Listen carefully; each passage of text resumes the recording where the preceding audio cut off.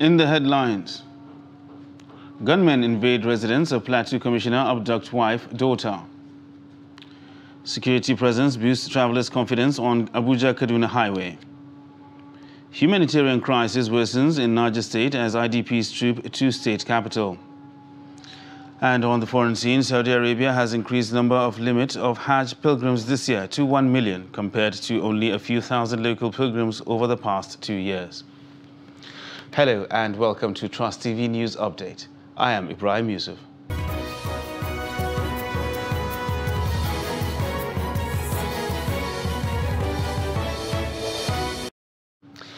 Now the news in full. Gunmen early Saturday invaded the residence of Plateau State Commissioner of Environment, Usman Bameyi, abducting his wife and daughter. Confirming the incident, spokesperson of the Plateau State Police Command, ASB Uba Gabriel, said the men of the command are already on the trail of the abductors to ensure safe rescue and release of the victims. Reports say it is unclear if the commissioner was at home when the armed gang stormed the house in Gindri community of Mangu local government area of the state. This is coming less than a week after the son of a serving commissioner was gunned down by bandits in Zamfara. Abuja-Kaduna highway is recording increased traffic as it is the only alternative route for passengers since the shutting down of train services. Terrorists on Monday, March 28, attacked a Kaduna-bound train, killing 8, injuring and abducting many. Mohammed Yaba monitors movement along the highway and now reports. Right now, I'm standing at Rijana village along Kaduna-Abuja highway. Rijana village is one of the flashpoint area along the dangerous highway. But we can see today, Friday, a lot of travelers are plying the road following the massive deployment of security agencies. Because right from Akilibu up to Olam Farm area, up to Sabangayan, we understand there was a massive security deployment. And also, I observed the presence of checkpoints in some of the strategic areas along the highway. I also saw helicopter surveillance, carrying out a surveillance along the highway to boost confidence to most of the motorists that are plying the route. Despite the public outcry on the insecurity, there's still not no remedy over the But do you have any special appeal? Because we understand that the appeal I have now the federal government have ordered for Tucano aircraft. These peoples can be conquered within 24 hours. As far as the Quench Metasini have been a riot in Kano. Meanwhile, the continued onslaught by bandits against farming communities in Niger State has displaced thousands of people who have relocated to other parts of the state, particularly Minna, the state capital. The relocation is to enable them look for more secure places, for their places of abode have become volatile for human habitation. The report. In these communities that are predominantly agrarian, the situation has continued to worsen as more people troop into the city to seek refuge from rampaging bandits. While the state government and other stakeholders appear to be overwhelmed, affected communities continue to look up to the government to enable them return home. We want to go and dig hole to find what to eat. We want government's assistance.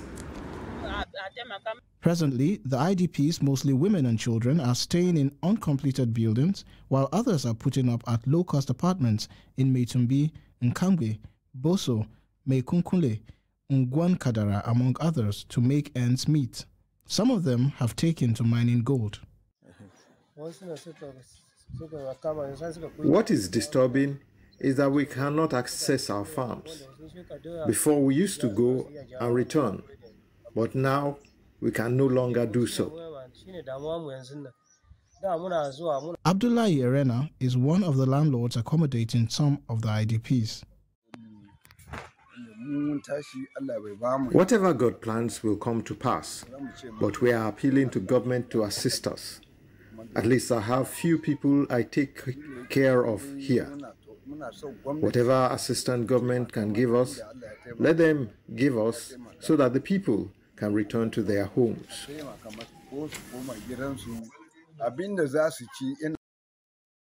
Now to judicial matters, where Federal High Court in Abuja on Friday struck out 8 of the 15 terrorism and felony charges preferred by the federal government against the detained leader of the indigenous people of Biafra, Nnamdi Kanu.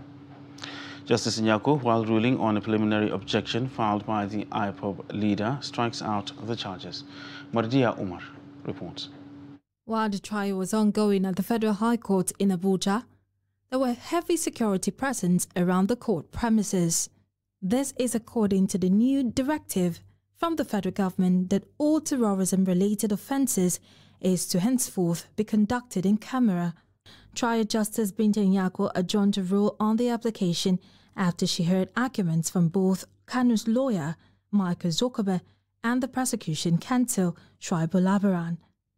Zokome argued that his client was entitled to bail considering that he still enjoys the presumption of innocence under the 1999 Constitution as amended. Counts 1, 2, 3, 4, 5, 8, and 15. Those are the ones that are remaining. The other ones were quashed. 6, 7, 8, 9. So we then proceeded to move our bail application that the defendant, Mazi Nnamdi Kanu, deserves to be granted bail. Federal government's lawyer Labaran urged the court to decline the bail request. And arguments were proffered, and it was also in their argument that Nnamdi Kanu had never flouted any of the conditions of the bail. And we have argued vehemently, showing to the world, showing to the court that he has actually flouted all the bail conditions. And that was the reason why the court has ordered for his, revoked his bail and ordered for his arrest. Well, as it stands, the 18th of May 2022 has been set aside for the ruling of his bail application. And in the same month, on the 26th of May 2022, the continuation of his trial will continue, but at a venue that will be communicated at a later date. Mardia Umar, Trust TV News, Abuja. And economic activities in the southeast were Friday crippled following a sit-at-home order by the Pure Biafra Agitators Group, IPOB. The order by the group was to draw support for the IPOB leader, whose court case came up for hearing on the 8th of April. A visit to major streets within Owerri, the Imo State capital, revealed that there was total compliance to the sit-at-home call by IPOB. People who on a normal day would have gone to their various places of work were seen hanging around their streets in a bid to honor the call. Some respondents who spoke to newsmen said they stayed at home for their safety while expressing bitterness over the continued detention of Nnamdi Kanu. Solidarity for his freedom, because we know that we all want freedom and we don't expect any other thing than freedom. We want him to be released. So we are observing the sit-at-home in regards of we are respecting him. That is why we are sitting at home. We are respecting the court that he's going for today, so that's why we are staying at home. It's obvious we all in the East know the current situation of things now, so we all know what's going on. So nobody really wants to get hurt outside there. So we all decided to stay home, not because of the sit-at-home, but because of the insecurities out there today. So that's the main reason why I'm home today. It's not because of the lockdown or anything. Number one, my reasons is to have my life, because the issue of insecurity in the country is quite alarming. First of all, who is alive is the only person who wants to work. That's my main reason of staying at home. The other reason is because of the agitation from the people of Southeast. And this will continue to happen like this. Every time we will continue to observe sit-at-home like this until he is released. To every freedom that must be sacrificed. It's a little sacrifice, but we have to bear it. To say what we are losing, we've been losing things since this agitation started. We've been losing so many things. Lives have been lost, treasures, business are shut down. So we don't even have anything to lose if we sit at home today and save our lives. You understand? So sitting at home today, we don't even lose much. It's just the day's business that was shut down. Meanwhile, youth in the South-South region have joined the leadership of the Nigeria Labour Congress in Rivers State to vow not to support the presidential ambition of Governor Nyesom Wike. This, they said, is due to the governor's inability to address some issues concerning workers' welfare in the state. The report. The South-South Youth Initiative at a media conference in Port Harcourt said the current administration of Governor Nyesom Wike has only succeeded in sacrificing the welfare of the state on the altar of partisan politics without recourse to unemployment and economic degradation. National President of the youth group, Imiebe Saviour Oscar, who read out their position during the media conference, threatened to oppose any event that runs contrary to the development of teeming youths and the generality of the state. We are urging the governor, His Excellency, Chief Nyesom Wike, to put his presidential ambition on hold until Wike fulfills the promises he made to Rivers youth and workers 7 years ago. The governor has, during his campaign, promised to create jobs, empower youth, pay pensions, scholarships, and gratuities, as well as bursaries to students. But as we speak, none of the promises has been delivered or seen the light of the day. Charity, they say, begins at home. The youths, while complaining that retirees have been left at the mercy of continuous protests for their right without any positive response from the government, threatened to occupy Government House and protest if Governor Wike goes ahead with his presidential ambition without fulfilling their demands. Youth of South-South Youth Initiative, SSYI, are joining our chapter in Rivers State to say enough is enough. And we will no longer accept any event that runs contrary to the development of our dear dreaming youth and the generality of the state. So all this we have demanded in 2 months' time. All this, we are demanding the payment of gratuities. We are demanding for the immediate payment of pensions to pensioners. We are demanding 60,000 job opportunities, 60,000. The youth group, while demanding for 60,000 jobs for Rivers youths, issued the government a 2-month ultimatum to address all issues. You're watching Trust TV News Update. Coming up after the break, secrets of Jigawa edible fruit. This and more after the break. Do stay with us. As the 2023 elections draw near, remember, evil prospers when good men and women only wish for peace, but never take a step to make peaceful elections happen. Are you a father? Are you a mother? What are you saying to your children as elections approach? Have you warned them not to let themselves be used to cause violence? Have you explained to them what the consequences of electoral violence might be? Do your part to make peaceful elections happen. Talk to your children. Protect them from unscrupulous politicians who want to put them in harm's way, while their own children are comfortable at home, within and outside the country.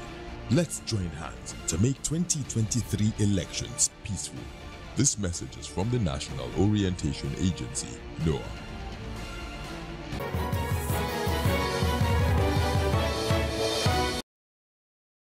And thanks for staying with us on Trust TV News Update. Now look at some of our top stories. Gunmen early Saturday invaded the residence of Plateau State Commissioner for Environment, Usman Bameyi, abducting his wife and daughter. And Abuja-Kaduna Highway is recording increased traffic as it is the only alternative route for passengers since the shutting down of train services. Now moving on to other news, the Zamfara State Government has inaugurated the Health Influencers, Promoters and Community Management Strategy. The project, according to the state government, is to take healthcare services to the doorstep of rural dwellers. The report. The Community Health Influencers and Promoters CHIPS project is an initiative of the Primary Healthcare Development Board and the Executive Secretary, Dr. Ismail Tukur. The State Deputy Governor, Hassan Nasiha, who inaugurated the project on behalf of Governor Bello Mohammed, described the initiative as a major milestone in his administration healthcare efforts. He said the project also underscores government's commitment to increase access to healthcare for women and children from birth to 11 months, especially those in rural and hard-to-reach areas in the state. This remarkable event is a major milestone in our healthcare delivery effort and demonstrates our administration's commitment to increasing access to healthcare to women and children, particularly those in rural and hard-to-reach areas of the state. It is our desire to focus more on the people living in the rural areas and the population of our society, such as pregnant women and children from birth to 11 months of age. The State Commissioner for Health, Abubakar Aliyu, noted that primary health care is the cornerstone of state health policy, adding that it is central to the attainment of universal health coverage and the Sustainable Development Goal 3. The launch climaxed at a call on the 14 local government sole administrators in Zamfara State to see the health project as a call to make healthcare services a vital part of their agenda. The date palm, which produces a sweet edible fruit locally called dabino, is most sought after during the Ramadan fasts. Dates have a long history of cultivation across Asia and African continents because of their social, religious, and economic relevance. In Nigeria, date palms are cultivated in some northern cities, with Jigawa State as home to the largest number of producers. In this special report, Trust TV Northwest correspondent Idris Jibrin reports that dates business is still thriving in the state. The report. Date fruit farming in Jigawa State is said to have been introduced during the trans-Saharan trade, when some Arabian merchant brought it with them and later embraced by the people due to the suitability of the land. Date palm was introduced into the country during the trans-Saharan trade. That means when there was a link, a direct trade between the old northern people, and the people from the Arabian Peninsula, and also through pilgrimage. That is our people that used to go for Hajj. You know, during that time there was no plane, no cars, no anything. They used to use camels and horses to go. So as they go along the way, they brought in it as a souvenir. Today, date cultivation and production is a multi-billion naira agricultural activities in Jigawa State. Abdul Qadir Abdullahi, like many other farmers, have been maintaining their date palm for over 20 years, which also remains their primary source of income. You have gone around the date palm and you have seen how great it is, which if you plant it now, within the next 3 years, you will start benefiting from it till the end of time. Date farming is our mainstay. It is helping us to sustain our lives, take care of our family, and even boost the state internally generated revenue. So you can see how important it is for us to keep sustaining it.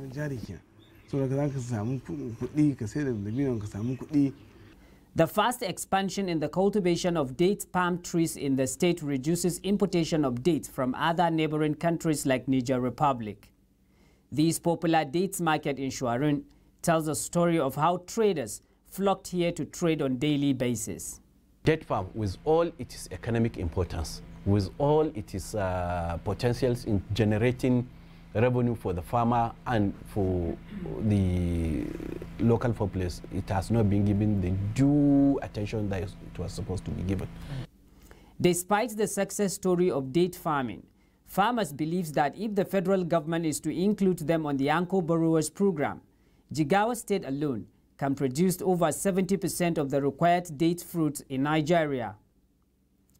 Idris Jibrin, Trust TV News, Kano. And some Nigerians have appealed to relevant authorities to ensure complete financial autonomy for local governments to ensure smooth and efficient running of the affairs of the local councils. They made the appeal while analyzing the local government administration in a democratic dispensation in Bauchi State. Adamu Imam reports. The local government administration is the closest tier of government to the Nigerian masses. This closeness is designed to ensure that it addresses the immediate needs at the grassroots. However, many believe that this cardinal role has been neglected by the council authorities due to interference from different quarters. Ishola Michael Adeyemi is a social analyst. He says the issue of autonomy is far cry from what is obtainable on ground. There are projects that the state and the local government are supposed to do together. There's no denying that fact. So a certain amount, percentage can be set aside from by the local government and the state. But the majority of the amount that is meant for a particular local government should go to direct for administration. Now, like I said, the problem we have is also the state government or the governor will determine who the local government chairman will employ. Legal practitioner says the law is clear on the issue of autonomy for local governments, citing Section 7 of the Nigerian Constitution to back up their claim. Under Section 7 has created the local government.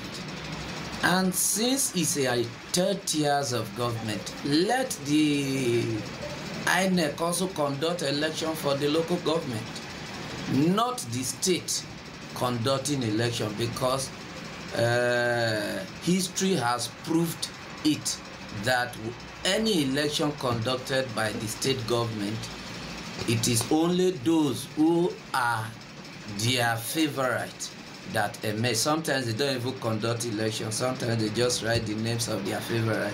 Local government is at the grass level. The local government is where people should be closer to the government. In essence, what I'm saying is the local government are facing a lot of challenges. You discover that the distribution of resources sometimes doesn't go down to the people at the local government. And then I am of the view that the local government should be given the chance, they should be given the autonomy to run its affairs. They should be given the chance to depend on their own. Stakeholders are unanimous in their belief that if fully implemented, the average Nigerians will be better off. Adam Imam, Trust TV News, Bauchi. The United Nations Children's Fund, UNICEF, on Friday warned that Nigeria faces a learning crisis. This, the fund says, is taking place even for children that are in schools. At a media dialogue on foundational literacy and numeracy in Kano on Friday, UNICEF communications specialist Geoffrey Njoku said unless Nigeria pays adequate attention to children's rights and ensures quality education for them, the country is unlikely to meet the Sustainable Development Goals 2030. Hamid Oyegbade reports. The World Bank says Nigeria is experiencing a learning poverty in which 70% of 10-year-olds in the country cannot understand a simple sentence or perform basic numeracy tasks. This at once threatens the future of the nation.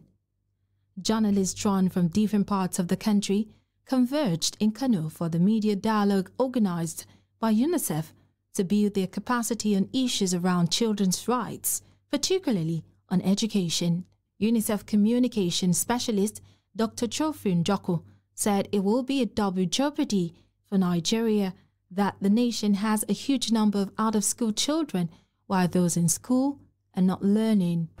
The point we're trying to make is that children are not learning. Before we were talking about, even today, we talk about 10.5 million Nigerian children not being in school. But now the big issue is that those who are actually in school are not learning. 70% of them are not learning. 70% today do not know what they should know at the age of 10. So we're trying to call attention on that fact. A lecturer at the Department of Mass Communication, Enugu State University of Science and Technology, Dr. Chidiebere Ezinwa, in his presentation said education is a right of children, not a privilege. He urged the media to raise awareness on children's rights, especially as it concerns education. With respect to the situation on ground in the education sector, we are running into a crisis situation because with the increasing number of our children out of school, running into millions, and 70% of those in school not learning anything, it's obvious that the the country is endangered. It's endangered in the sense that in the nearest future, we will lack people with the relevant skills to move the society forward. Now look at the foreign scene, where Saudi Arabia says it will allow 1 million people from both inside and outside the kingdom to perform the Hajj this year, compared with only a few thousand local pilgrims over the past 2 years. The Kingdom's Ministry of Hajj and Umrah, the annual pilgrimage to Makkah, Islam's holiest site, would only be allowed for people who have been fully vaccinated against COVID-19 and are under the age of 65. The ministry said in a statement on Saturday that it is committed to preserving the safety and security of Hajj pilgrims, as well as visitors to the Prophet's Mosque, while ensuring that the maximum number of Muslims worldwide can perform Hajj and visit the Prophet's Mosque in a safe and spiritual atmosphere. Pilgrims traveling from abroad will also need to have a negative PCR test taken no more than 72 hours before their departure for Saudi Arabia, while health precautions will be in place in Mecca to curb the spread of the coronavirus. And that wraps up Trust TV News Update for this hour. Don't forget, you can subscribe and follow us across all our social media platforms. I am Ibrahim Yusuf. Thanks for joining us.